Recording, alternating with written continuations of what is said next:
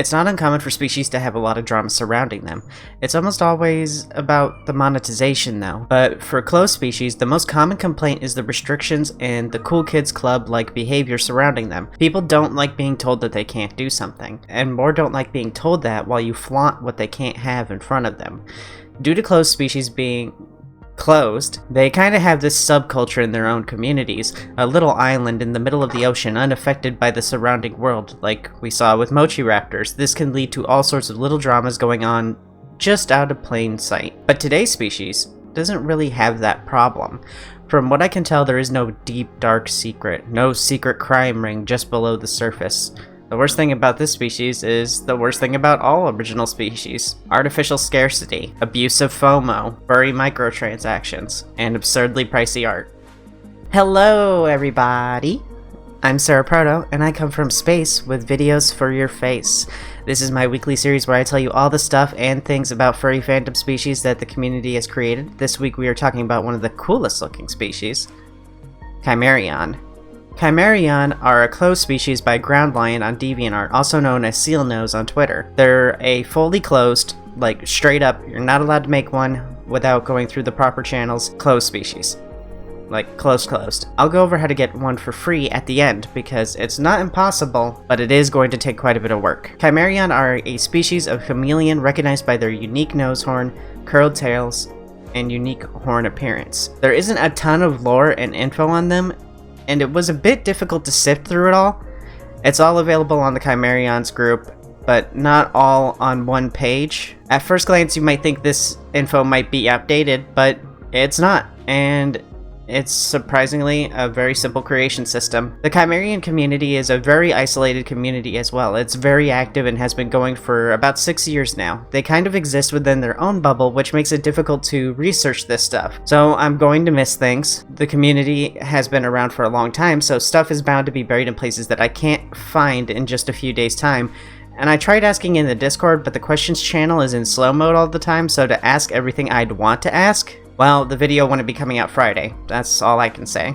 So I'm just talking about the stuff I could find, which upon searching YouTube is more than anyone else has. Lore. There is one lore page, and it's a pic, so this is going to be very short. The lore of the species is more spread through the various sections as flavor text, so essentially more bulleted lists. Chimerions are very connected to nature and rarely try to live modern lifestyles like city dwelling. They are also instinctively curious, so city life might be a little routine for a creature that requires this much stimulation. Despite the species being primarily feral, there are some who are capable of practicing quote-unquote primitive lifestyles. In the rare case that a Chimerion wishes to take part in an advanced society, they will quickly acclimate to that lifestyle. Chimerions typically aren't very good at magic and tend to not pursue it because the time investment necessary for them would be a little much. But some do have a strong natural connection and develop some milder magic traits. The ones who wish to be good at magic still have to spend decades practicing, even if they're naturally better at it than any other Chimerion. This was listed as lore 1, but if there's more lore pages, I can't find them. Variants. There are 6 types of Chimerions: Harpian, Mammalian, Aquatic, Invertebrate, Avian, and Unknown, and they're also organized by rarity. So if you want an unknown, prepare to farm boss fights for a couple of days. Harpian are the most common variant of Chimerion. They're recognizable for their reptilian and amphibian traits, and primarily stick to tropical and cool environments, but also in arid environments like deserts. Mammalian Chimerion are found everywhere, and are spotted by their fur and ears. They also have a very wide and varied diet, being herbivorous, carnivorous, omnivorous, and more. You think that covered them all, but there's other kinds like frugivore and stuff out there. Aquatic Chimerion live in the water, you know, because they're aquatic. They borrow traits from fish and other aquatic wildlife. You don't see their signature curled tail too often in this variant and are more often replaced with tails and fins. They may also have webbed toes and fingies. Invertebrate cover a wide range of traits. Basically, they're too spineless to pick just one and stick with their decision. Get it? Because invertebrates don't have spines? Please like the video or clap something, please. Anyway, there are things like insects, arachnids, or cephalopods, or whatever Sub-Zero rips the spine out of. Because of the wide range of options, these Chimerion have the most obscure and dynamic appearances. Their horns might even be antennae, and might not have their signature curled tails. Is it really their signature trait if the tails aren't present on more than half of the variants? Avian Chimerion are birds. They can be feathered, beaked, and winged. Even though it's common for them to display these traits, it's still rare for them to actually be able to fly. As you can see with the example, Avian Chimerions are almost entirely unrecognizable as a Chimerion. Unknown Chimerion borrow traits from the Pokemon Unknown, and each one represents one letter of the English alphabet. That said, there can only be 26 of these in existence. I'm kidding. But could you imagine if that was how it really was? Unknown Chimerion, in actuality, are a rare variant without much known about them. Each unknown Chimerion is unique and distinct from each other. Due to this mysterious, unique, and inconsistent appearance, it's hard to figure out where they came from, but some believe they're actually descendants of an ancient bloodline. Many unknown Chimerion have traits from slimes, crystals, plant life, and other obscure foreign matter. Design. Each of these variants actually don't have that many rules. The majority of design rules surround the MYO Raffle Chimerion and 2 possible variants. There are additional rules for redesign, but that only matters to people who already own a Chimerion and wish to change those things about it. So it won't really matter to most of you out there watching this. I won't be going into super detail about things like redesign rules. Keep in mind while I talk about this one that this is the MYO restrictions, which is just for ones you draw yourself, like the ones won in the MYO raffles. These rules can be bypassed with upgrades from the community shops, which I'll discuss in the next section. When designing a Chimerion, there are a few rules, and for once, this is the only species I've seen with restrictions on color so far. Are you ready for more bulleted lists? You're limited to 3 colors on the main body: a primary color, a secondary color, and a tertiary color, or tertiary, however you pronounce that. Someone will correct me in the comments. And then you get 1 for the claws and horns, 1 for the paw pads and mouth, and 1 for eyes. Claws and paw pads are optional. If you purchase a horn growth, the horns grown must match the nose horn. So I think you're only allowed to have additional horns besides the nose horn when you buy the upgrade. There are several examples of horns you can use here. Chimerions must have their curly tail if a species doesn't otherwise mention not needing it. The tails cannot be longer than the body and cannot be super tiny either, but they can be on the shorter side. Pupils cannot be silly shapes, and heterochromia is not allowed. I haven't mentioned heterochromia in this series yet, but that just means that one eye is a different color from the other eye. Horn color must match. Iris has to be one color. Teeth can't be colored because that's an upgrade you have to buy. Horns must be one color. Sera must be white, and horns can't be glittery or sparkly. Since Mammalian and Herpian Chimerion are common variants, you can optionally design your Chimerion to look like one of these. We have an additional design guide for horn variants that are organized by rarity, which I'll show real quick. Basically, the bigger or weirder they are, the rarer they are. These are organized by rarities and types according to the items that you would need to buy in order to add them to your Chimerion. Here's another for head shapes, and there aren't any restrictions for these, it seems. Remember, if you want to see these guides, you can find them on their site, which is linked in the description. You shouldn't use this video as a design guide because they're a closed species. And if you have permission to make one, you should just be using their approved resources. Unless Seelnose approves this later, then... Oops, my bad, sorry I didn't go into detail.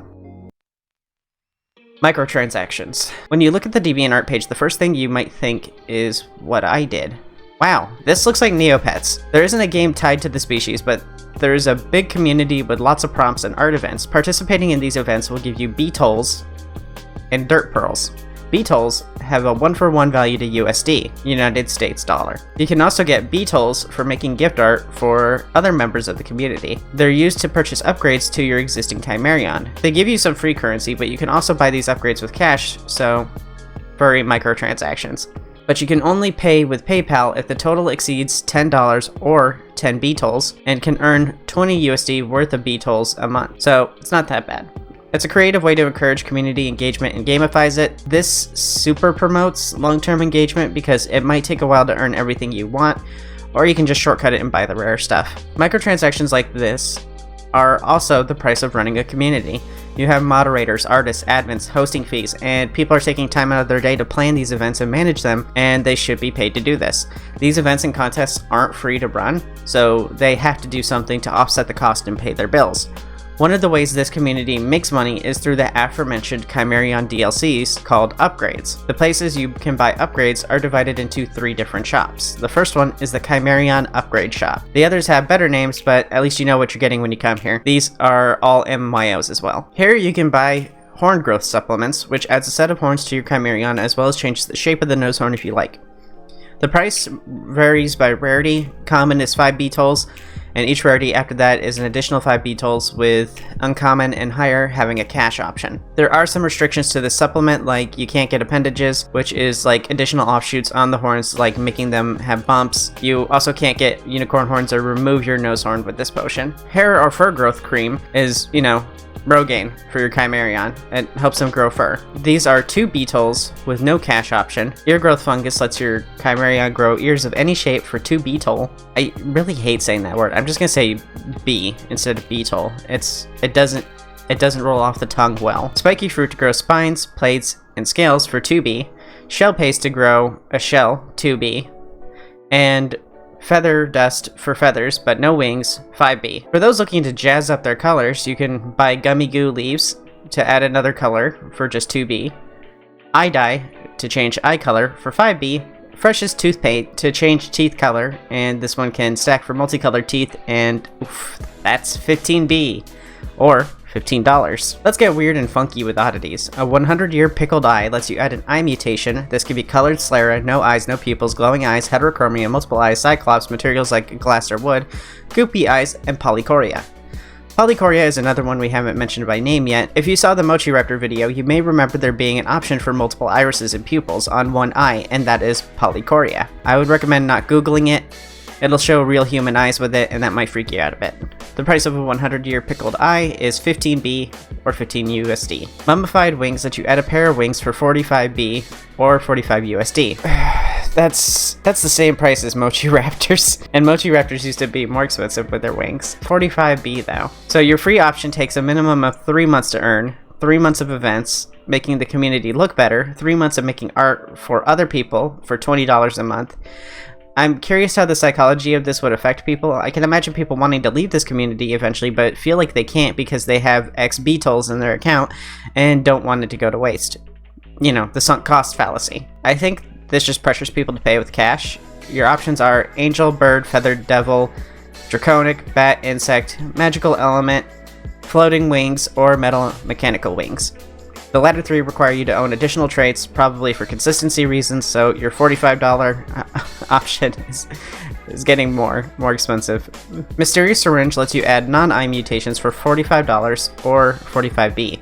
Mutations like this are multiple limbs, ears, tongues, mouth, horns, crowned unicorn horn, mismatched horns, odd-shaped horns, legless like a naga, missing all limbs called noodle, which requires 2 syringes, so $90, mouthless, bioluminescence, goopy, paw pads with shapes, and sentient limbs. This feels like either the Mochiraptors are copying Chimerions or the Chimerions are copying Mochis. I'm not sure who's copying who. Either way, you're paying 90 USD to make your Chimerion have no legs. Just make it its own species at this point. You're paying someone else $90 for a Squirmel that you could make for free. These can be stacked too. I know they're all optional, but it feels like excessive monetization. I know why they do it though, it's because these traits go against the general aesthetic of Chimerions. There needs to be a checklist or a diagram showing all of the rules and interactions for these, but I think it would be even more confusing. This stuff, despite being stackable, seems like they don't actually expect you to get more than one. If you want your Chimerion to turn into one of the variants I mentioned, which feels like ages ago now. How long have I been here? These are artifacts that change the species of your Chimerion. There are 5 total. Effigy of Beasts to turn into a mammalian is 10B. Monument of Soros for Herpian is 10B. River Guardian's Idol for Aquatic, 20B. Fetish of the Swarm for Invertebrates, 40B. Relic of Timeless Skies for Burbs, 50B. Again, I feel like the more expensive ones are just charging you for ones that don't fit the original aesthetic, and if you're at this point where they're entirely unrecognizable as Chimerion, you should be asking yourself, why do I want to make a Chimerion that doesn't look like a Chimerion? Why wouldn't I just want to make something else? I picked this species because I thought it was going to be a quick one, then furry microtransactions reared its ugly head, and now the video is going to be more about the cost of ownership than it is about the species itself. The second shop is called Chantilly's Bakery, and it's currently closed, but here's what they were offering at one point. For those with a sweet tooth, we have the Glitter Bomb Tonic, Color Blast Candy, Sprinkle Shaker, Blooming Tea, and Uni Cannoli. Glitter Bomb Tonic adds glitter to the fur and skin or to the flesh and paw pads. Color Blast Candy adds multicolored traits to either the horn and claws or the flesh and paw pads. Sprinkle Shaker add sprinkles to fur, skin, and paw pads, or horn and claws. Or it can add the objects in the horns and claws trait, which can be objects other than just sprinkles. Blooming Tease adds the anhydro horns trait, horn appendages trait, plant growth trait, or regeneration trait. Unicornalies add a unicorn horn and can't exist at the same time as trihorns. So you may have noticed that some of these traits in the upgrade shop need stuff from the bakery. So that means that if you weren't around for the bakery opening, then you missed your chance to get the trait you needed to get the trait you wanted from the upgrade shop. It's confusing, it uses funny money and silly names to gamify the process, and now it's using FOMO, the fear of missing out, to sell you traits. Now, this might not have been done intentionally, but this is mobile game levels of monetization and something that you have to draw yourself. That's not everything in the bakery though. Tickle Your Fancy section costs 30B and includes the chocolate beetle and crystal candy. Chocolate beetle adds metal trait to horns, claws, spikes, and teeth, or to marking, shell, paw pads, and wings. But it can do the same with other materials. This also comes with a bunch of rules and suggests we look at the Excel sheet of traits, which is honestly just as confusing to look at as reading this all in one go. I feel like I'm looking at the Deus Ex Augment Your Pre-Order sheet or the Watch Dogs one. Crystal Candy adds gem trait to the same sections as the Choco Beetle, or adds the iridescent trait. Last we have Little Big Cake, which costs 10B. It makes things longer or shorter, including giving you Microtail or Megatail mentioned in the design section. It can also increase and decrease the size of horns. The last shop is Juniper's Greenhouse. This shop only accepts dirt pearls, which sounds like a euphemism for poop. The lore for dirt pearls is that they're made from concentrated magic, causing the earth around them to spiralize and harden. They're found where natural magic is the most concentrated and enhances the effects of magic. One person has taken a great interest in these pearls named Dr. Juniper. She's made it her job to find out the secrets of the pearls, and to see if she can use them to improve the lives of all Chimerion. DPs are account locked and can only be spent at June's Greenhouse. It says to unlock DPs, you have to participate in prompts, so I clicked one and it opens up a PowerPoint presentation. You have a website. The prompt of this month is drawing your Chimerion, hauling dirt, or writing about them. Here's a list of requirements for qualifying. The important ones are that it has to be full-bodied, fully lined, and colored, with a background, including tools relevant to the task. You can also participate if you don't have a Chimerion to earn dirt pearls for the Chimerion you don't have by drawing free art for the people who give permission for their Chimerion to be drawn in prompts. If you want free art, just become famous. It's working out pretty well for me so far. They're gamifying so much of this that it's easy to forget that I'm talking about an original species. Anyway, that's enough of that. Let's get back to the items. For your dirt pearls, you can get all sorts of dank herbs and shrooms, like the poison dart shroom, which adds poison or mandibles, the cham of paradise that adds a crest or wrapper claws, or the poucher plant, which adds pouches or inflatable cheeks, all of which cost 20 pearls apiece. For 30 pearls, which takes at least 3 months to gather, you get hooded ferns to add hoods or heat vents, or the hoof radish to add hooves. The more of these traits I read about, the more I see mochi raptors, and it's really hard to tell who is ripping off who. It's like you're copying off someone else in class, and they're like, yeah, sure, you can copy my work, just make it slightly different so people can't tell them apart, and that's what's going on here. But I'm going to assume that it's actually mochi raptors ripping off Chimerion, because just Chimerion, everything seems more. I think Mochi Raptors is more likely copying off of Chimerions than the other way around. Either way, they have a horrible problem of traits going too far and ruining the aesthetic of their species. More than half of the traits mentioned would make your Chimerion unrecognizable as a Chimerion, which is just bad branding in my opinion. In the 40 pearl range, we have the translucent anemone, which makes some parts see-through.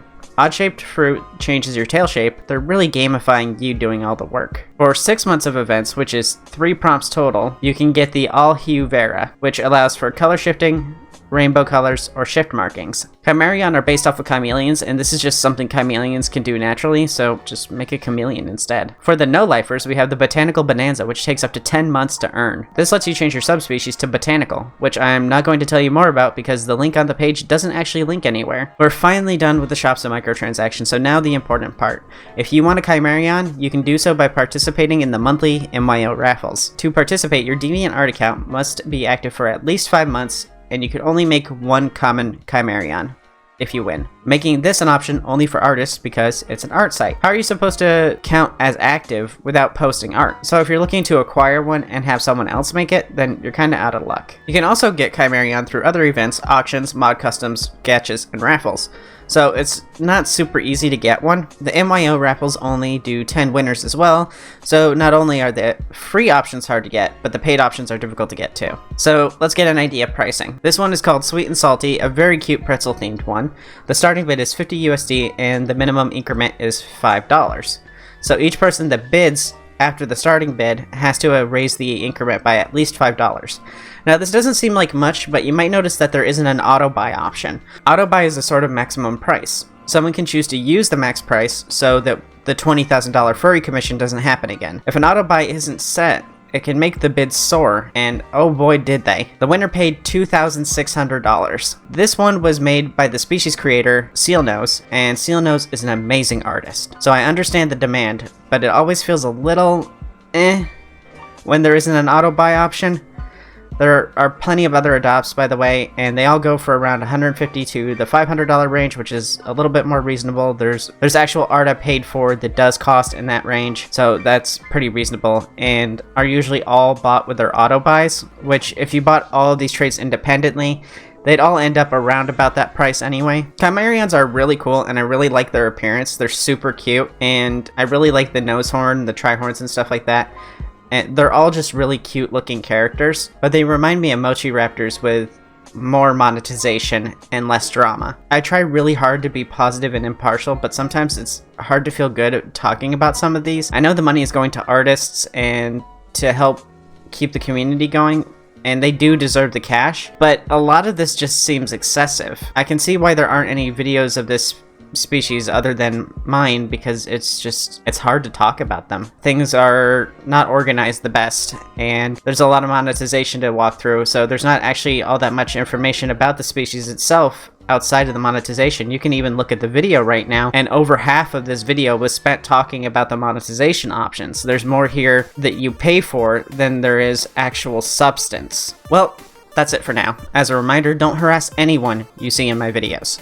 No one has done this yet, and I'd like to keep it that way. When you harass people, it makes me, you, and everyone in the community look bad. Also, it's cringe, and I'm the cringe one, so don't take my job from me, please. If you liked the video, please leave a like and consider subscribing for more original species content like reviews, spotlights, and how to make your own. Come by my streams every Monday, Wednesday, Friday at 7 PM CST on twitch.tv/SeraProto for fun times. Also, I want to take the time to thank my patrons on Patreon and subs on Twitch. People like Mousebard and Room make videos like this possible, and I feel like there's no way I can say thank you enough that actually expresses the level of gratitude that I feel, but thank you. And if you want to be up here with them, all you have to do is join the Patreon. You can get rewards for as low as $1, or for a Twitch sub, like early access to the weekly species videos and other videos. I'll see you all later. I have to go see a loan shark about getting a loan for a chimera adopt. Bye! This week's viewer of the week is Arya the Werehog. Arya said, "How can anyone have a persona of an original species, open or closed, with so many restrictions? It makes it sound so complicated." I picked this one because it also embodies chimerions a bit. That's all I have to say. If you want to be a viewer of the week, all you have to do is comment, and if I like your comment, it'll be here at the end of the video. If I have fan art this week, it'll also be here, and I'll see you all later. Now for the final bye-bye. Bye-bye.